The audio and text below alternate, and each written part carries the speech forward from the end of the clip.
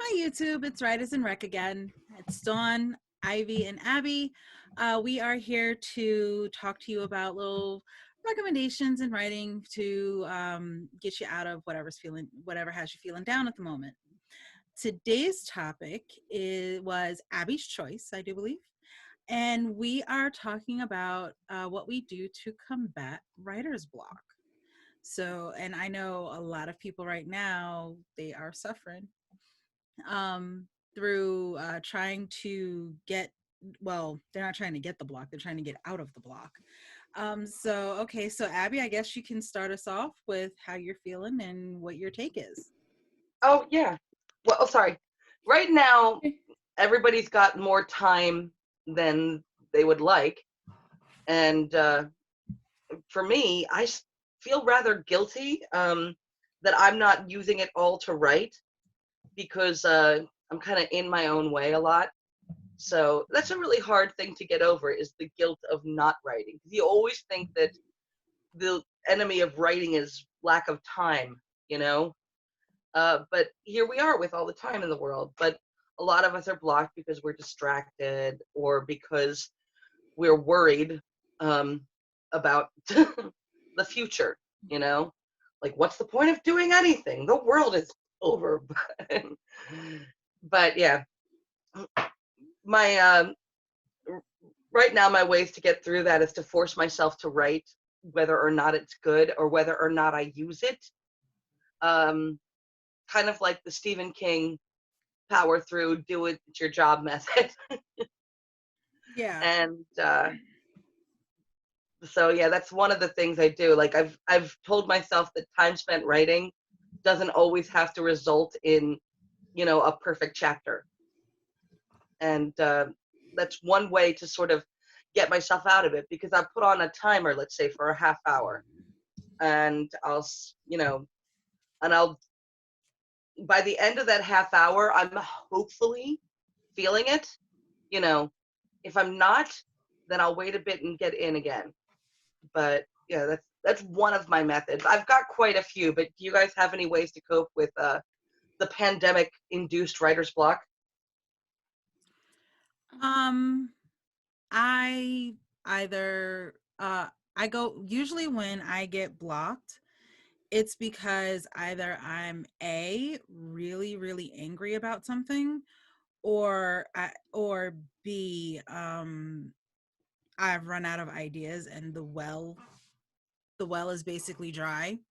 So what I end up doing is I either go into, first of all, I when I'm realizing that I'm blocked, I once I realize it, it's like, okay, I can't feel bad about this. I can't sit here and beat myself up about it, because the more, it's like a self-fulfilling thing, that the more you beat yourself up because you're not writing, the more you're not going to write. Yeah. But then the more you beat yourself up because you're not writing. So it's like a whole self-fulfilling thing. And so what I end up doing is I end up either a finding a hobby, which is what we had mentioned last time, about my plethora of hobbies. So I either find a hobby, or I find a video game that I was stuck on and I go back to it, or I pick up another book and I read it.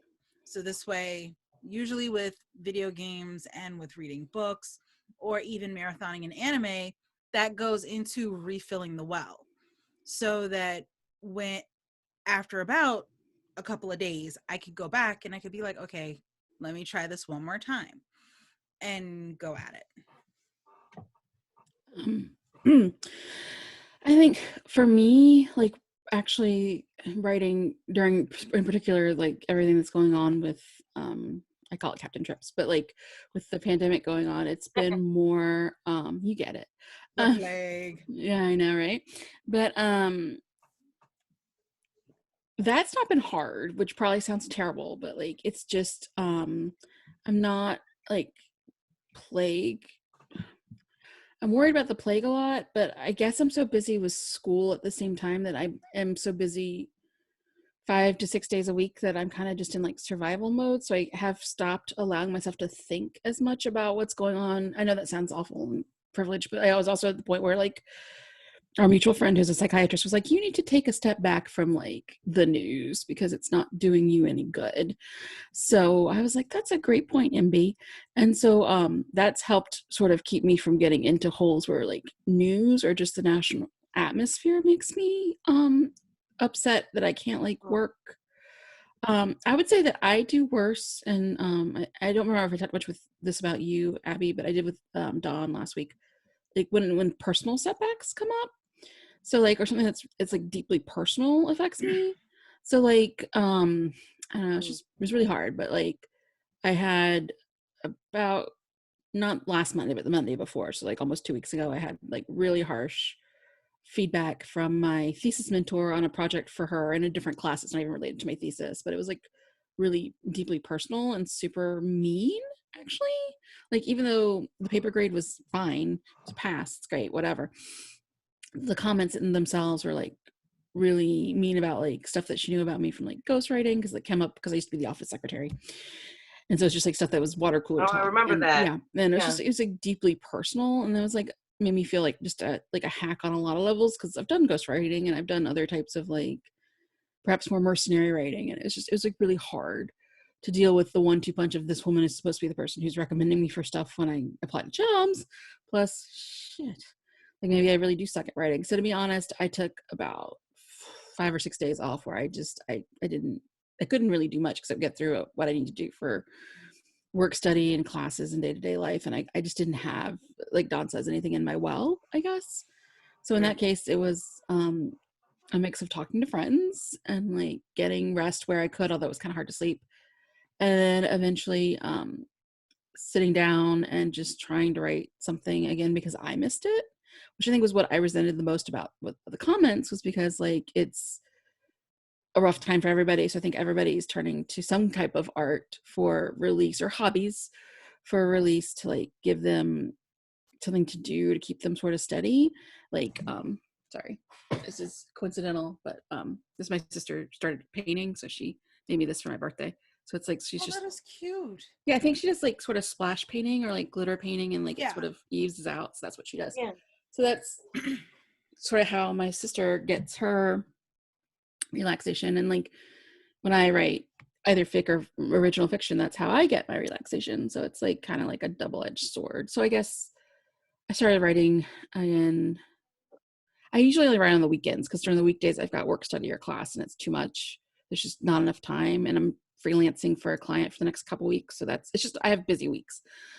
But over the weekend I was able to write some, and part of that was I had rested enough, to be honest, that I wasn't an immediate sting. Like sometimes you just can't get out of that mind frame. Like within the first 24 to 48 hours, that's not going to happen.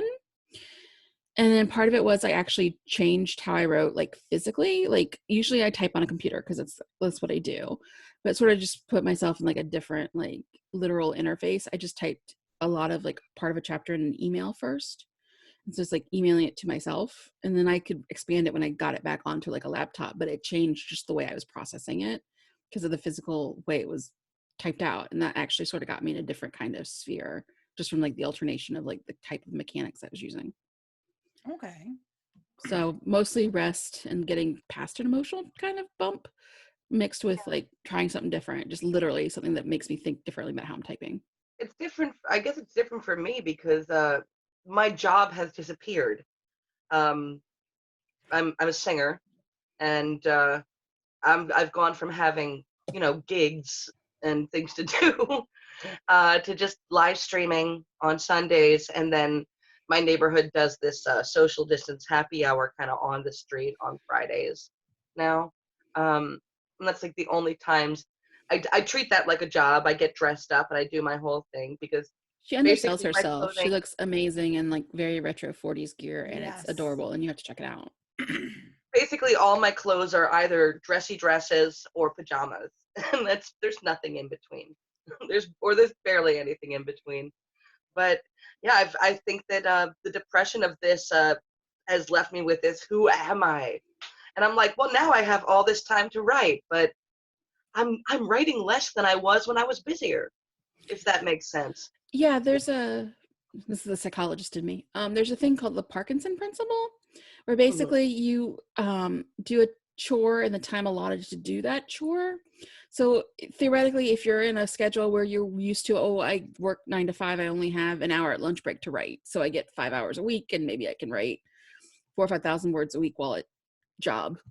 And then all of a sudden you take part-time and you're starting to go indie or something, and you're like, well, I've got 2 whole days where I could write for 8 hours a day, but all of a sudden you still are getting like only 2 or 3,000 because you're distracted.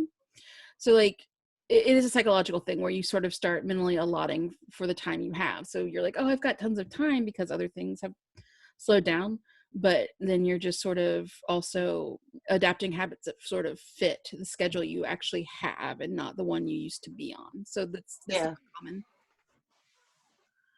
I I would say that this situation is just unique for everyone.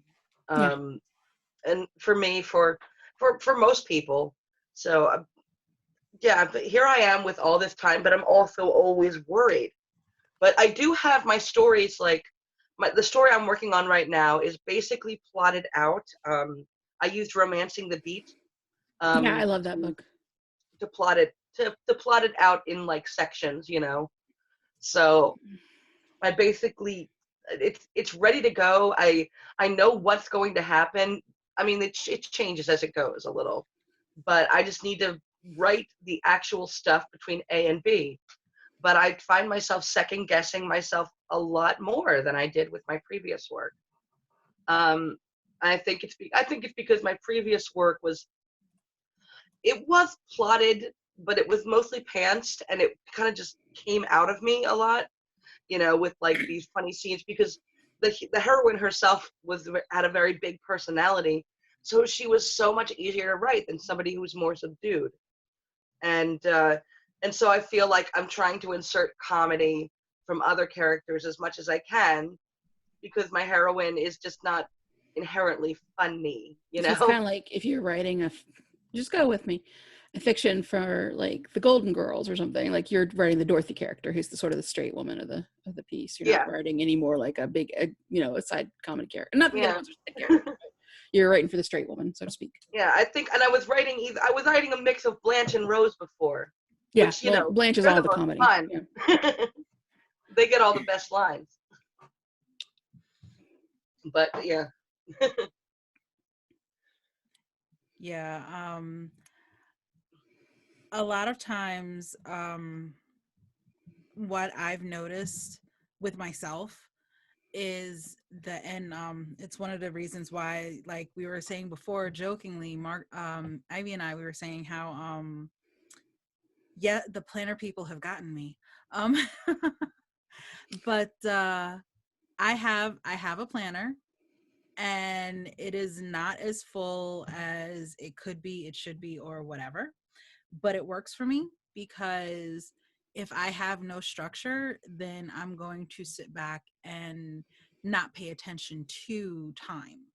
If I don't sit back and say, okay, I have to work, I have to go to work, I'll be home by 6 o'clock, um, from 8 to 11 or 8 to midnight, I'm going to be writing. If I don't put that in my planner, if I don't sit back and tell myself, if I don't tell my family that 3 to 4 hours, I am not available.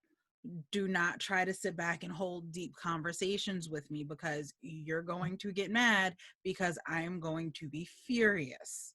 Um, I I have given, there were days where it's like, now I'm only going in 3 days a week to my job. So it's like, okay, Mondays and Tuesdays, I could write all day. And I noticed that I was not writing all day.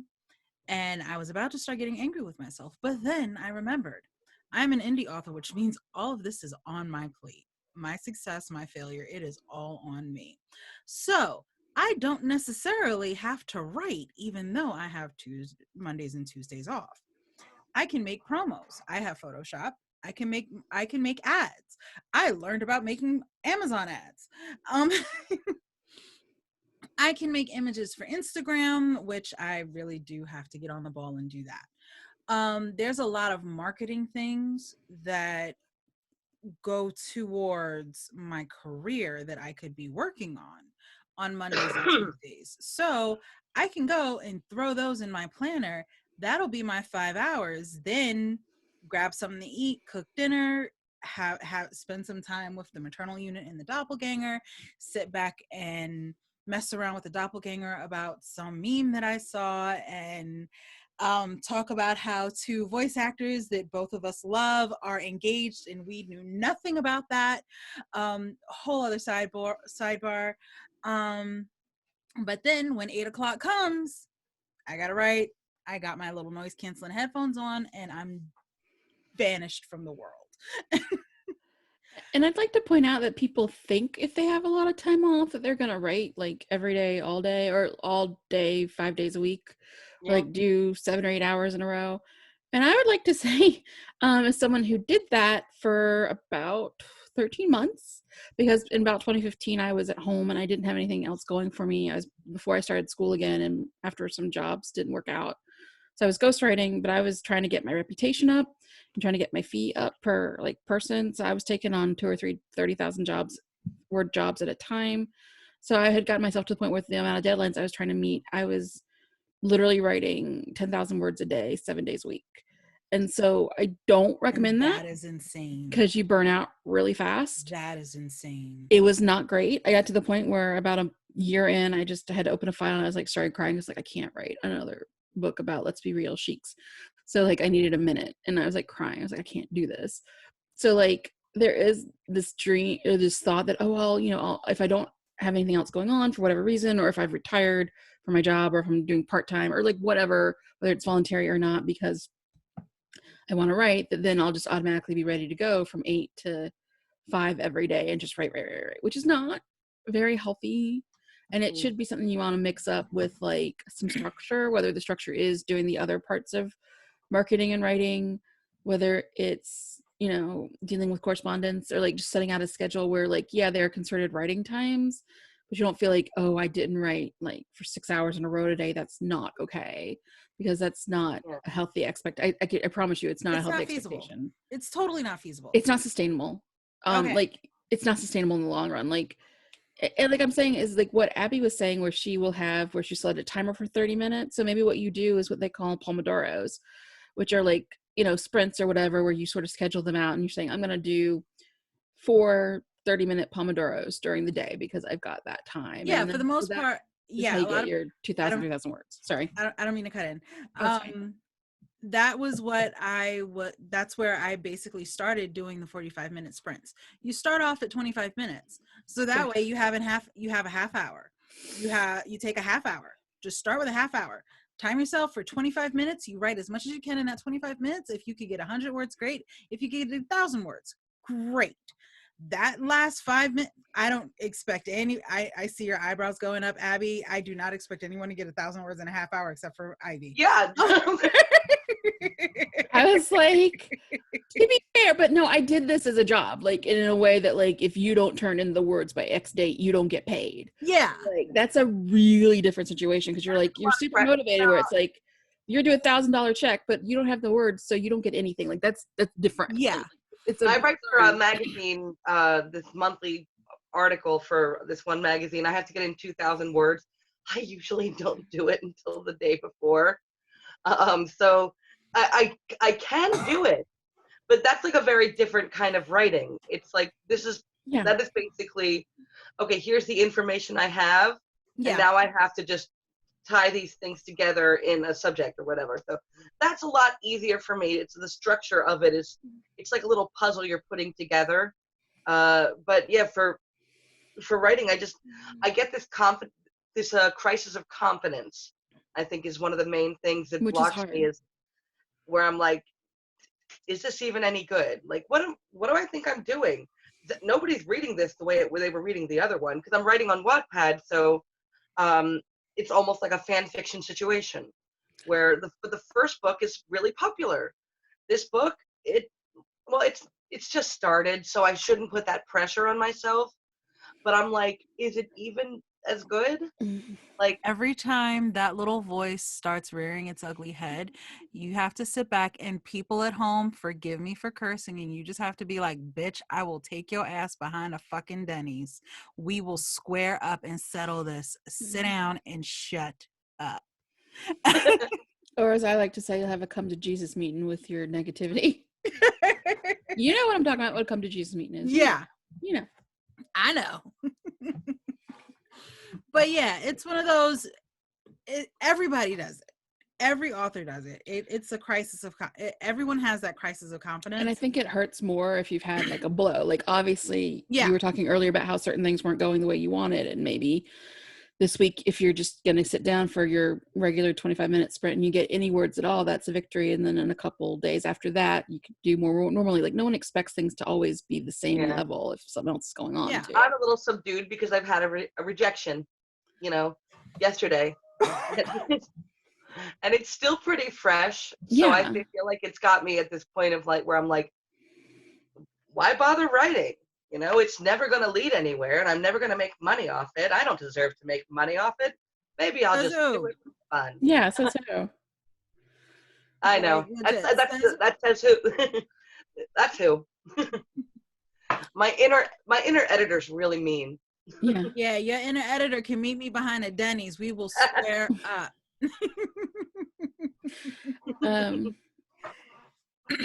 I was going to say it's another like that thing. episode of BoJack Horseman that I'm always using as my main example for. Oh, tell it. I know which one you're talking about. Say it out loud.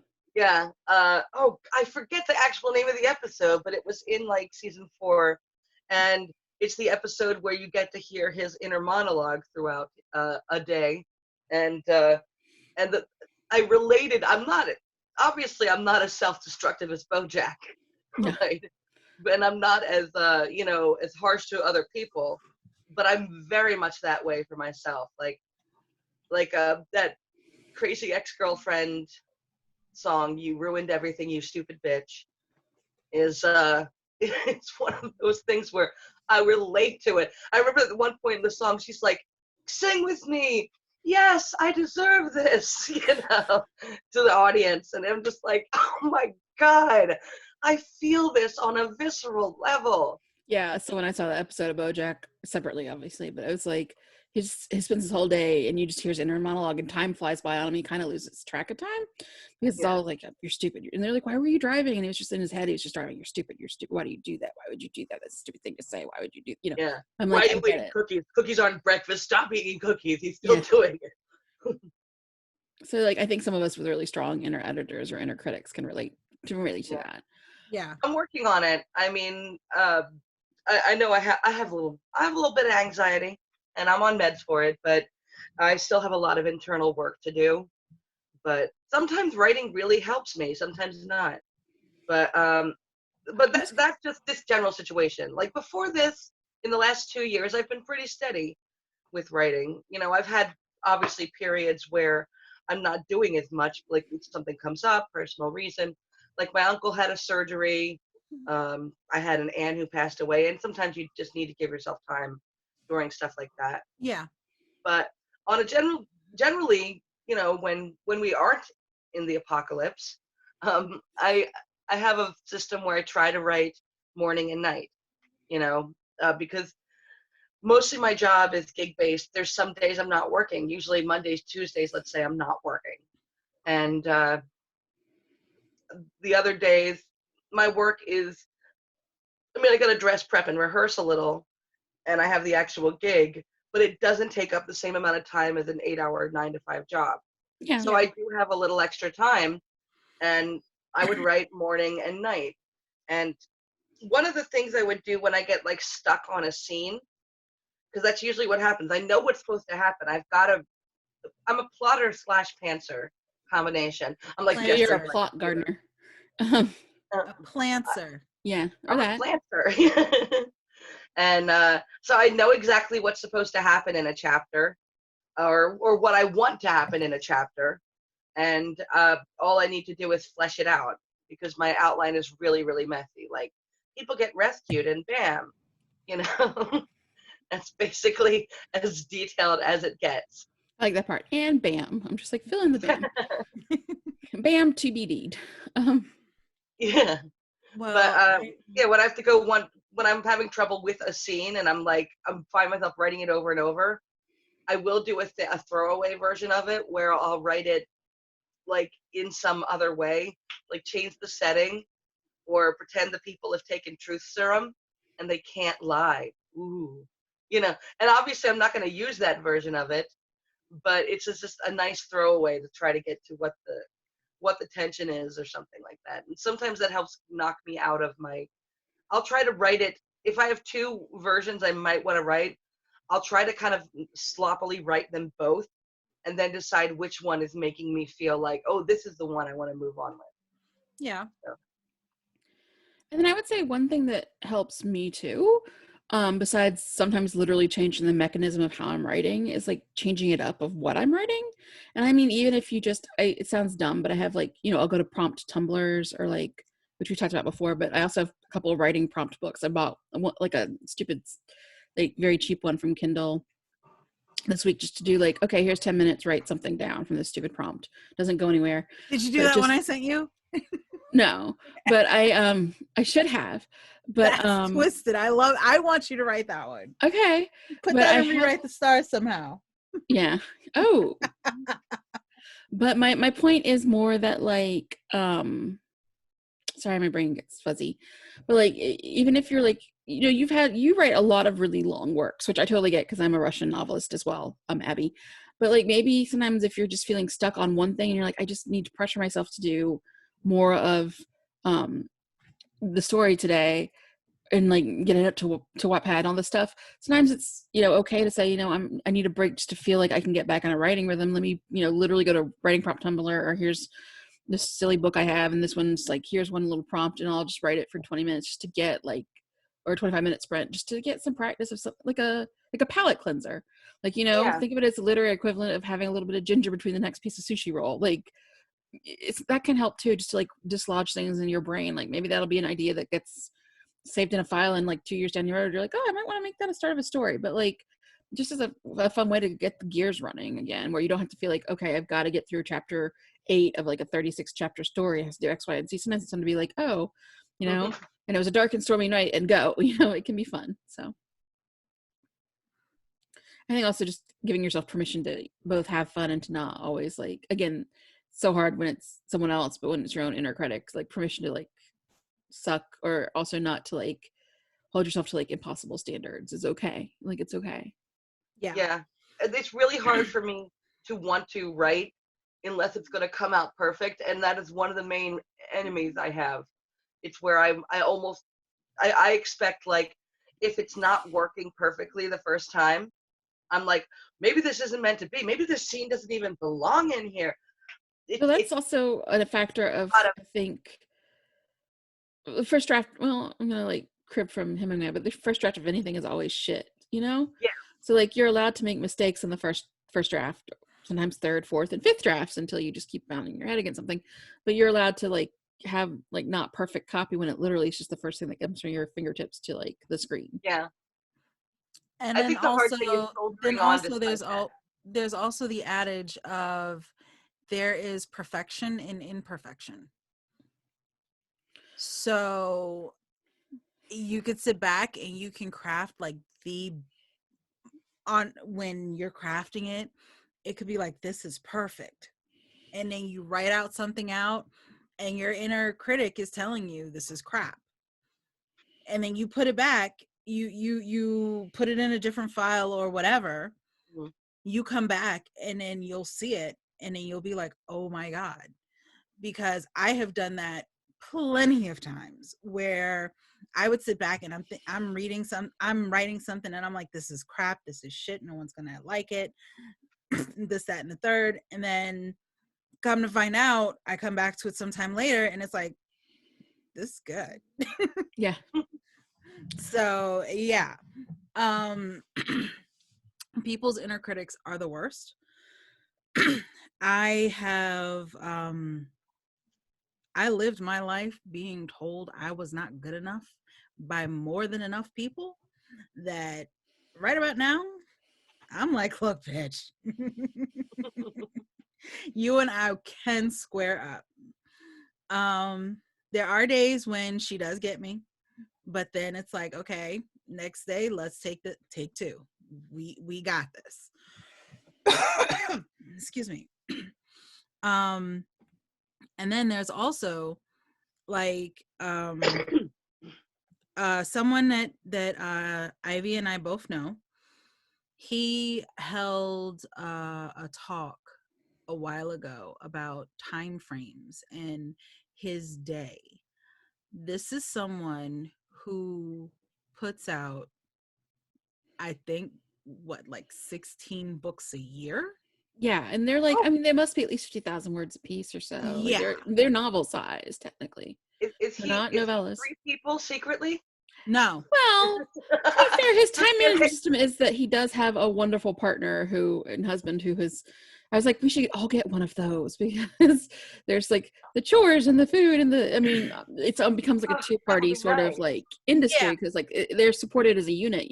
One does the writing and one takes care of the household, and together it helps perpetuate. And we don't all have someone to be our cook and our chauffeur and our chef and all the great things that a good supportive spouse can be sometimes when you have that going on. Yeah, but then also, on the flip side of that, he's someone that when he was teaching his class, he said, don't try to be like him, but just look at some math.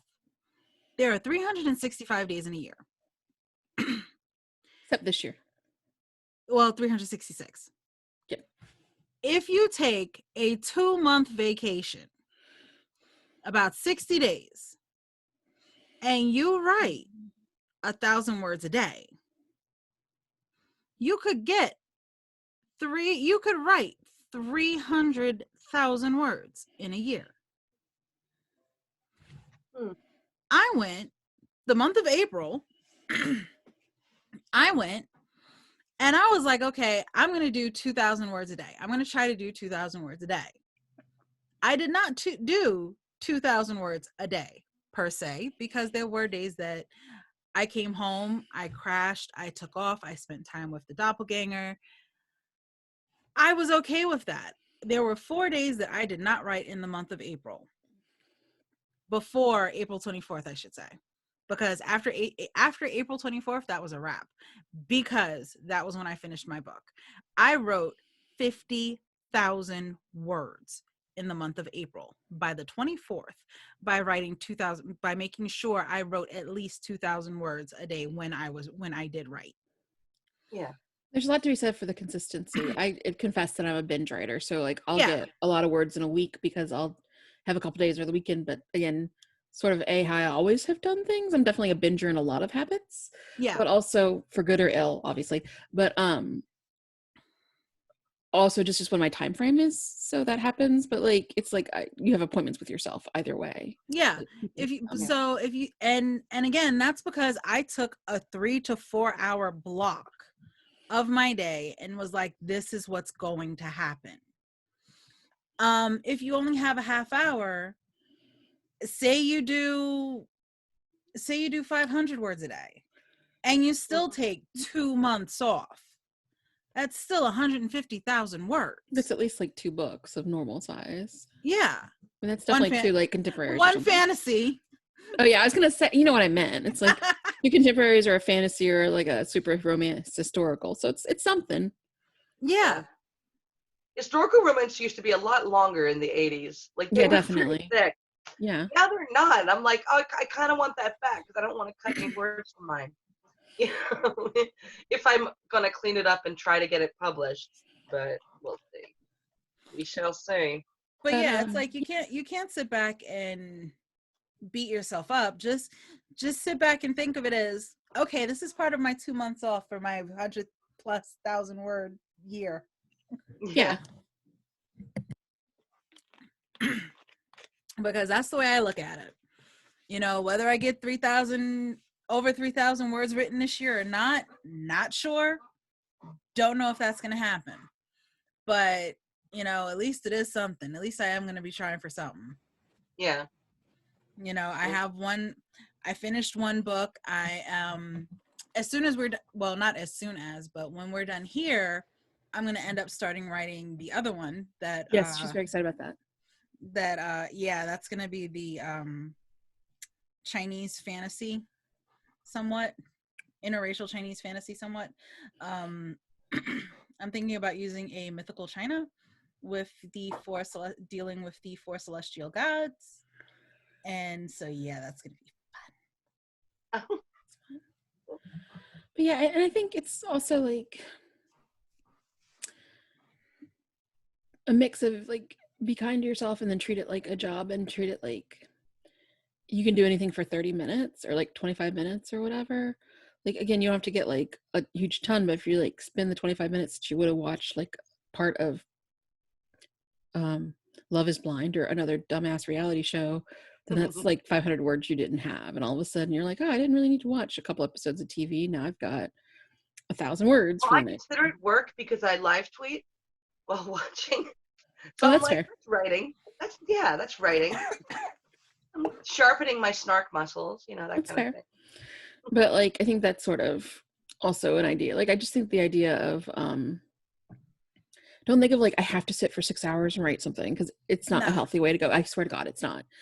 And don't no, think of even our something. friend doesn't do that. He writes a little bit he does a little bit of business during the day. He gets around 9, 10 o'clock, he'll write, then he'll take lunch, then he'll go and do something else, and then he'll sit back down at about 4 or 5 and then write some more.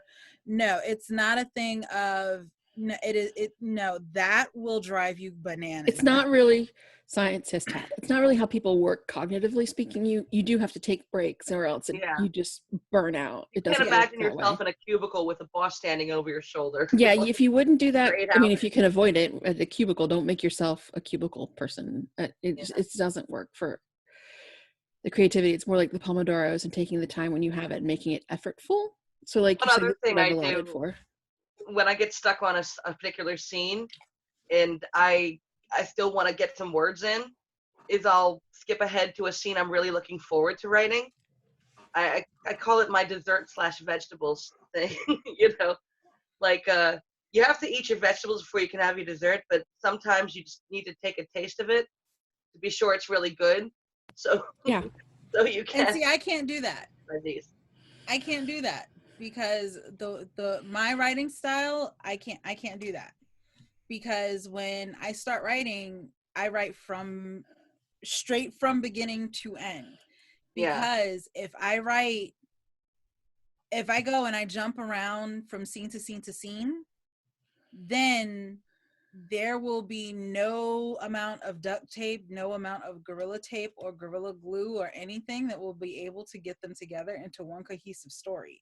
I understand that. I'm definitely a straightforward. Like I get that people jump around sometimes. Yeah. I just can't. Like I wish I could sometimes, but I have to go linearly. Well, I feel like a lot of times I have ideas. I have like 3 little things I call, like my initial thing I do is I call word vomit, which is where I take every possible thought I have of what this story could be, bits of dialogue, and I will just vomit it into a doc. I use Scrivener, by the way. And I'll just start with that. But then a lot of times when I'm driving or when I'm doing stuff, I'll have ideas for a scene, for like a future scene where I'm like, oh, this would be great. So I'll like talk to text it into my phone, or I'll record it into my voice record app, or whatever. Then I'll just go in. Then I have to go in, put those notes in later. But sometimes when I'm putting those notes in, I'm like, oh, I start to kind of write that scene, you know. So I tend to jump around a little bit because in my head I kind of know what's happening. I've got it all down plot wise, but I don't have the details. But sometimes there's a scene that's coming up where it's coming at me like I'm watching a TV show. So a lot of times if I'm feeling really stuck, at least I know that scene is coming, like a little beacon of light to move towards. I'm Yeah. like, yeah, all this part just is a bit of a slog, but there's that big fight scene and they're going to make out at the end of it. It's going to be great. Okay, I will tell you what scene was like that for me in Tempered. Okay, so tell me. The release that I just had in March. The scene where Gus's trial when she had the 3-on-1 fight. Okay, yeah. That fight scene had been in my head for months. I went and I wrote All That Glitters before, and that fight scene was in my head. And it was like, I can't put that in All That Glitters because this is totally not that story. Yeah, exactly. You know, but then Tempered came along and I'm like, I can put that in here. Oh yeah, I'm putting it in here. It's going in here. It's going in here. And I went, and it's like sometimes you have to hold off and you have to, I hate to say it like you're punishing yourself, but it kind of is, because there's this thing that you're excited about. You know how it plays out. You see it all up here, but you can't put it in what you want right then and right there because it's not time yet. It's like it has to. It's kind of like it's kind of like a cake. Yeah, Take it out too soon, it's gonna go flat. Yeah. So you have to be ready, like skill wise, or like you're Yeah. ready for like to actually get it on the paper as you're getting the little hints of it first in your head. Yeah, For sure. I'm trying to think of anything else I do when I have writer's block, I guess. Fear helps, but that's if you're on deadline and someone's going to actually guaranteed pay you. yeah. I again don't recommend this, but I was on deadline for particularly stringent asshat of a client, but it was a $3,000 job that was going to pay for a summer class. So I had fallen behind and I had to write 30,000 words in a day. So I was able to do that, but that was mostly fear and it worked out, but I would never recommend that. It's a lot of fear. Yeah. Wow. Don't do that at home. I've never done that much in a day before, so it's straight out fear. Yeah. Along the lines of that was this, and mostly sarcasm. I mean, the part where you should not do this at home is like you learn a lot from having to do it full time as a job, even if it's just ghostwriting. And you're like, there are a lot of things that you think would be cool about doing it full time that aren't actually true. Yeah. Yeah. I had a Medium article I read of someone who, gosh, if I can find I forget what it was called or who the author was actually, but I just remember reading about how she was doing partner writing with another author, and they were trying to get out books at this really big rate. Like, they were trying to put out a book a month or something. Because of the Amazon algorithms. Yeah, a lot of people do that, which I think you can do for a while, but I think eventually, I think you crash a lot because it's such a fast pace that you can really incur burnout. It's hard, I think, emotionally on people. This person said that it basically, like she said, she remembered what she was writing on her wedding day, and eventually she stopped enjoying writing because doing it at that pace, like, really kind of reminded her. It sort of inspired me when I read it, because I ended up taking my book off Amazon because I was just like, I sort of wanted to remove the pressure, it really wasn't selling. I don't really know advertising. I don't have a lot of know-how on this. It never really sold except for in its initial release. And I wasn't able to just quickly put out another because that's when I started writing, this historical and everything. So that became kind of my baby after that. But it was like, I don't know, how do I describe it? I would rather it be read than not read. So I took it off Amazon and I put it on Wattpad, and I guess we'll see. I mean, that's just more stuff for my reader base to read. But at some point, I might go back to trying self-publishing. But I'm not very good at wearing all those hats. I like the writing part. I like nothing else about it. Dawn, do you want to hit it? Yeah. I wear all the hats. I feel like they might be in Ivy's background, but I have all the hats. I feel like I'm not great at it right now because my whole life is never ending grad school, which I swear to God, the thesis will be done soon. I know I've said that for a while, but I won't be taking this stupid Silicon Valley class anymore. I can actually finish it. For once, I literally just need to write the conclusion and have them like approve all the parts. That's how frustrating this is. Like it could be this semester, but we did 3 25-page group papers, 1 50-page company report, and then 1 11-page paper is still due. So that's where my thesis time went. Long story short. But I feel like, and Donna will probably say the same thing, that no matter how you do something, whether you go fully indie or hybrid, or I'm not being harsh, but like what's going to be left of traditional after we finish with pandemic and with whatever may affect or not affect Barnes & Noble, which really worries me because I don't want there to be basically no other games in town. Then And Amazon, yeah. Yeah, and I don't want Simon & Schuster to fully go under, but they were looking to try and get sold before this happened, so it may be a big 4 in publishing when there used to be a big 6, and now it's 5, now it's 4. It depends on if Simon & Schuster's even survive, which is a lot of scary, unprecedented things. I saw a lot of people who are editors at Tor just got released from their jobs because now there's a lot more of them in editing communities I'm in. They're obviously amazing editors, so it's like a lot more That's a competition. shame. It is a shame. We've So, got all the free Murderbot books. but my thought is just no matter whether you're traditionally published, which is a rare and rarer thing, which is a great thing, but it's, who knows what's going to happen after the next year, 18 months, whatever we're supposed to be doing, where we'll have less social distancing, but people are not going to be going out, I hope, in flocks and droves the way they used to, at least until they feel like stuff's back. Yeah, so I know but just you have to learn how to do your own advertising anyway. Sorry, guest. Actually, the sister who's the lovely painter. I really do like the pictures. I'm showing it off. Something for the sister.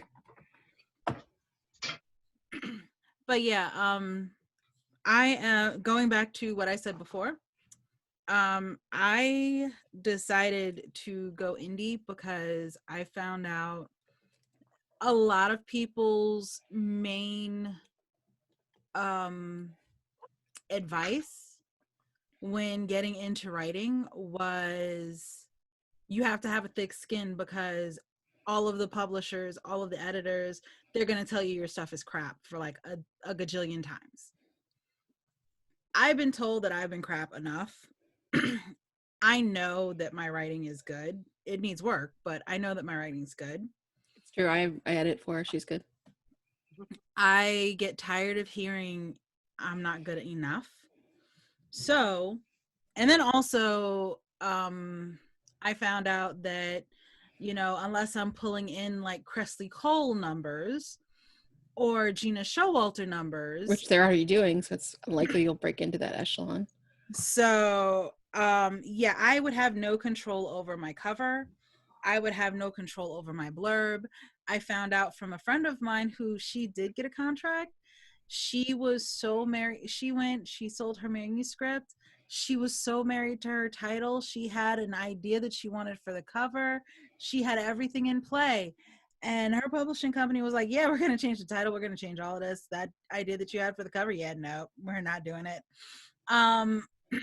So it's like, okay, yeah, I can have all of this stuff, or I could not, and just go at it on my own. So I went at it on my own.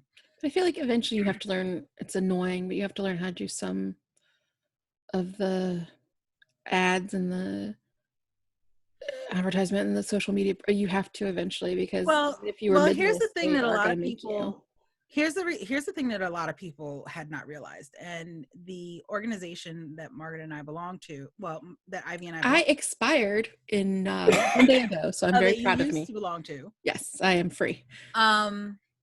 When Ivy and I met, we belonged to an organization that had a main organization and an independent publishing organization, where it had it was one big group, but it also had its own little offshoot. And it started having the offshoot maybe 2015, 2016, right? Just for tracking the years on this. Yeah. So we became the Rogues Gallery because we were all indie publishers there, or looking into getting indie published. People working on their manuscripts that they wanted to indie pub. They wanted to know the ins and outs of advertising, newsletters, teasers, doing stuff all on your own. Then, let's see, this is 2020, 2019, 2018. I want to say, 2018, 2019, 2017, 2018. They wanted to swallow up the main group. Was like, oh, well, a lot of the stuff that you're doing, the traditional people want to know it too, but it doesn't make any sense having 2 meetings a month talking about the same thing. So the indie group, all of what I consider the cool kids, got swallowed up into regular school again. Because they've merged so much. And a lot of publishers aren't telling these new authors this. So if you are an aspiring author and you have been here in the video this long and you've been hanging out with us all these weeks, we love you. We salute you. Like and subscribe. Share. Also share. Yeah, share, like, subscribe. With what they don't tell you is that you're going to be the one making your teasers. You're going to be the one promoting yourself on social media. You're Sometimes finding speaking engagements, which I still think ads are better, but there you go. Whatever you got to do. Yeah, you're going to be the one doing everything that us indie authors are doing, but they're taking the lion's share of your money. Yeah. But I mean, there are advantages, there are disadvantages. I would never say never to certain things. I'm like open to opportunities because duh. Like if Random House is like, we'd like to publish you, I'm like, okay, let's talk. But the Randy Penguin, as I like to call it. But yeah, so I think that's the part of it that's hard, is that it is kind of a job where you have to be eventually part marketer and part your own sort of booking agent and a writer. Historical is just I can't think of any indie historical authors that do well. Huh? Like they are out there. Yeah, I don't read that genre, but I'm sure there are. Yeah. I know. I think my friend Carrie Lomax started switching to some historical. She's writing some really good Duke ones, and then Elizabeth Watson writes some that she's gone indie with when she either reverted rights or a couple she went directly indie with. So I guess I want to be on the level of, I mean, also check those 2 women out. They're good writers. I want to be on the level of a Tessa Dare or a Sarah McLean or a Julia Quinn, you know. And I'd like to be Stephen King too, but you gotta start somewhere first. I know. But I'm like, do you get there as an indie is the question. But maybe that's not the question. Maybe I should get your percentage. I'm just trying to figure out whether I should try. As we all know, I've just had my little rejection from Wattpad, which told me their loss. Told me that my story was too niche to be successful. It's not. That's because it wasn't about a bad boy at college with tattoos and his doormat girlfriend. No. Well, it's true. Well, it's I true. will say there's a lot of the bad boy and me romance on. One day you should just Wattpad. write the mercenary of just like, here, you want a bad boy crappy story based on like One Direction? I'll write you one. Check, please. I have no patience for after. I can't. So I guess for where I am, it's just like, what's my next step with this? Do I try to clean it up? Do I try to get an agent? Do I try to, get a publisher? Or do I sidestep that and go right to self-pub? But maybe the process of going through drafts and querying will help me make it better. So I guess I'm going to try for traditional publishing and see what happens. And then when that doesn't work out, as I suspect it won't, then I will try to put on some hats and self-publish it. It's just a lot. I still think you have an advantage where if you wanted to, you could narrate your own stuff because you know how audio tech works. And I know you say you have a lateral lisp, but you have a great voice. And I think it's really a nice voice. And I think it could really be good for stuff. Or you could also just do a lot of detective novels. You have that 40s retro voice to start with. You do great with a mid-Atlantic accent and narrating. Oh, yeah. It's very noir-y. Yeah. Just write noir books for yourself. Great. I'm not kidding. I think you do great with a noir audio kind of thing, either for like actual suspense or like urban fantasy. I think that's actually something. He was a detective, see? And he was exactly. You have that voice. I've been telling her this for years. She would be a great narrator for anything very detective based. Yeah, well, that would maybe more on a comedic level. I But think you find a way to modulate it so you got Look, that Clue feel. is a thing. Clue is epic. And they're redoing it, so obviously it's beloved. Oh God, no. Ryan Reynolds, I think. No. I'm sorry. well, I'm trying to be open to it because the original's not going to disappear. If the other one's good or bad, more people are going to watch the original. So I'm It's okay true. with more people discovering it. And a lot Because of it those was actors kind deserve of to be flop in its rediscovered time. for sure. You know, it only when it reached cable and home video did Clue become Yeah, because it was on popular. Comedy And Central that's all the because time. I'm such a film nerd. In the original release, they had different endings depending on where Yeah. you saw it, and only on the home video did they do the different endings, which Oh, is I what love the different ending part. made That's the funniest part. yeah. Okay, guys, So, I do have to split before my sister murders me. So, do you guys have any recs for the week? My rec is taking the time to when you have writer's block, take the time, take a breath, refill a well. You know, don't beat yourself up because really, it's not. It is your job, but at the end of the day, it's not that serious. Yeah, I like to bring the literal metaphor of 100 years of solitude, which starts with their lead character literally being lined up by firing squad. He's having a bad day. Like if you miss some writing because you need to get over writer's block, no one's going to line you up and shoot you. It's okay. It's forgivable. As far as Rex go, I rewatched it, but I watched it again yesterday and it finally clicked to me. And it's not in my usual genres, I guess, because I'm a huge horror fan, but I don't write it because I don't think I'm good enough. But I rewatched Ghost Stories, which is a movie from about 2 years ago with Martin Freeman, if you know him from Sherlock on yeah, the BBC, or British also Office. that one white dude in Black Panther. He was also Bilbo Baggins. Oh yeah, He was sorry, also I didn't see that part. he was also Tim in the British version of The Office. Okay, we've got a lot of things that Martin Freeman has done. Anyway, Ghost Stories is this like anthology horror movie. So it's like sort of this guy is investigating 3 separate ghost stories to prove that they're hoaxes, but he probably is going to have trouble doing that. So that's sort of the motif of the story. And I won't give away too much, but it clicked to me that the way it's structured and set up, including like 3 different incidences of 3 different spirits, it's kind of like a flip on the idea. Kind of, it's not a Christmas movie, but it has sort of the same framework as A Christmas Carol. Sort of, he's got a mentor who's leading him through it, and he's got the 3 sort of ghost stories he's investigating, and the way it's done is really clever. And I think it's one of those movies where like once you get to the end, you're like, oh, I need to rewatch it to see how they layer things. So I appreciate that it's a movie where you can get more out of it, like you would with a book or a movie where you can read it or review it more than once and see the depth of the planning in it. So Ghost Stories is really good. Not to be confused with the anime with foul mouth little kids. That is hilarious. Yes, this one has Bilbo Baggins in it. So there you go. Yeah. What about you, Abby? You got anything? Yeah, I'm rewatching Westworld right now because I've just been into season 3 and waiting a week between is killing me. So I started rewatching the whole thing. I I don't know what to say about it except that season 1 is perfection. Season 2 is a little all over the place, but still pretty damn good. And season 3 is every season is a different story, really.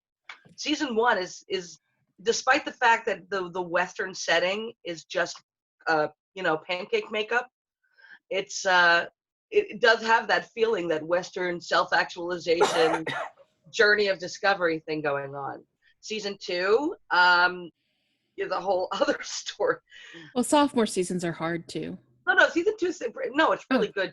It's still damn good, don't get me wrong.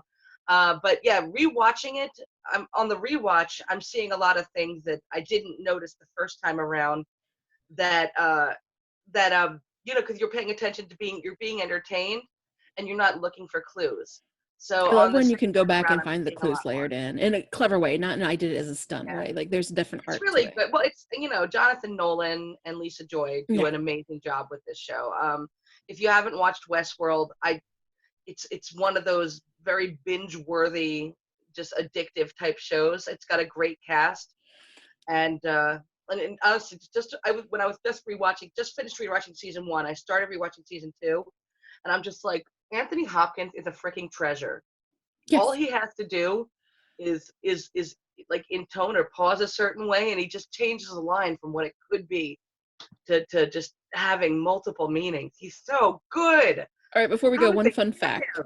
Like I teach this villains class, so I do a psychology of villains. So one of the case studies I do is Hannibal Lecter, the film version, to be fair, Yeah. because I haven't seen the apparently very excellent TV show yet. Well, the funny thing is that he's not really a villain. I mean, he is every single character.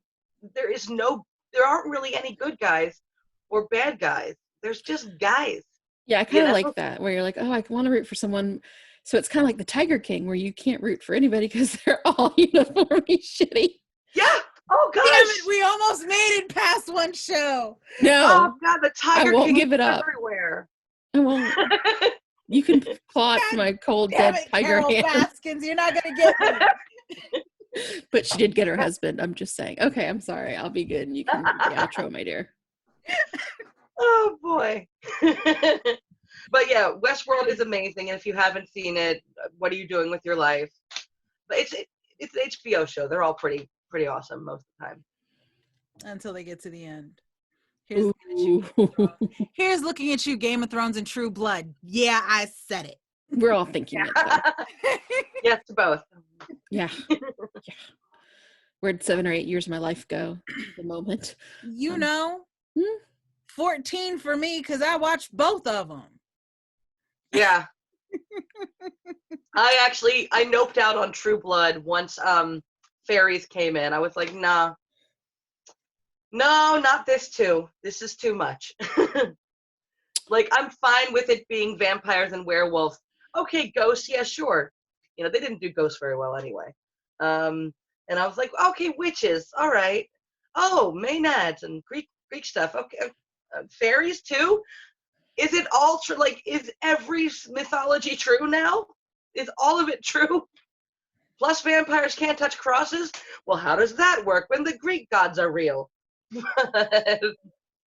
So I had a friend of mine mad at me because I took out that whole religion piece with the mythos of a fan fiction that I was writing. I turned all the characters into either werewolves or vampires. And I was like, yeah, I took the religious mythos, like that was something that the church made up, because one of the vampires was like, yeah, I'm Jewish. No, this doesn't work. Because it's like, what happens if you have a vampire that's a different faith? Well, like, really? I'll look it up. Yeah. There's a show on Hulu that's from Israel. like, give me that Star of David. I would have to look it up for next week, but it's supposed to be really interesting because it looks at what happens Like, when you have a vampire not of that faith. Yeah, like traditional faith. Like, what happens if your vampire is an atheist? Come on. Speaking of vampires, I have one more rec. Did you guys see the Netflix Dracula that it was BBC originally? No, Yeah. I saw one clip where there was a fly on someone's eyeball or something like that, and I noped out of that real quick. Oh, it's so good though. Watch it. You have to watch it. It's a Moffat one, right? It's the same guy who does Yeah. Sherlock and some of the seasons of Doctor Yeah. Who. I loved it start to finish. I thought it was amazing. Some people did not like episode 3 because it's just 3 episodes. I freaking loved it, and their version of Lucy is so much better than any other version of Lucy ever. It's great, and Dracula chews the scenery like just it's amazing. He chomps down on it. It's like watching Hammer horror, you know. Oh, that's good. That's fun. So good. It's got these moments of cheese, and I will tell you that the best version of Van Helsing I have ever seen. But yeah. It's a reimagining of the Dracula story, and I am here for it, and I loved it, start to finish. I feel like a lot of people got pissed off at the 3rd episode because they just couldn't accept that this thing happened, but I absolutely adored it, because once you just accept, that this thing happened, and I'm not saying what the thing is, well, I know. It's so good. It's worth your time. I think it is. Just, there's a thing happening in episode 3 and you might not be there for it, but you know what, accept it happened, keep watching, and you'll see that it's got a great ending and a great little complete story. Okay all right, you want Ivy, you want to do the outro? No, I'm not good at doing intros and outros. I get nervous. Okay, well, I guess I'll take it then, unless you want to do it, Abby. Oh dear God, no. I think Donna's our resident like host. Nobody wants that. Yeah. Alrighty, so like Ivy said, her sister is about to murder her. So we don't want that to happen. So we are going to end today's episode. Be sure to like, share, and subscribe. Ring the notification bell down at the bottom. And we will see you next time here on Writers and Recs. Bye. Bye.